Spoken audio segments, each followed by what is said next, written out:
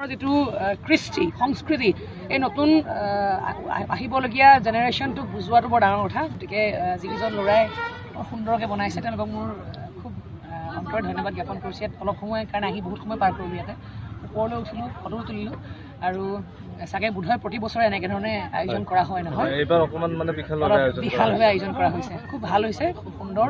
আৰু আগদিনাখন আমাৰ উৰুকা নিশা ইয়াতে ভোজৰ আয়োজন কৰা হৈছে। দেখিছোঁ এইফালে যেতিয়া মই বেৰা দি থোৱা দেখিছোঁ, গতিকে তাৰমানে ইয়াত সমূহীয়া ভাগত ভাৱে এটা ভোজৰ আয়োজন কৰা হ'ব। সেইটো বৰ ডাঙৰ কথা, কাৰণ আজিকালি ঠাই বিশেষে মানুহৰ মাজত যিটো আত্মীয়তা বা মানুহৰ মাজত যিটো একেলগে উৰুকাৰ নিশা ভোজ খোৱাৰ যিটো মাদকতা, সেইটো খুব কম জেগাত বিচাৰি পোৱা যায়। গাঁৱৰ জেগাবোৰত আগতে পোৱা গৈছিল, টাউনৰ জেগাত চবেই নিজৰ নিজৰ পৰিয়াল ভিত্তিক হৈ পৰিছে। এটা পৰিয়ালে একেলগে ভোজ ভাত খায়। এই বৃহত্তৰ বামুণী গাঁও অঞ্চলত প্ৰতিঘৰ মানুহে যদি একেলগে উৰুকাৰ ভাত সাজ একেলগে খায়, সেইটোৱে কিন্তু এই গোটেই মানুহখিনিক একত্ৰিত কৰি ৰখাৰ ডাঙৰ উদাহৰণ। Thank U.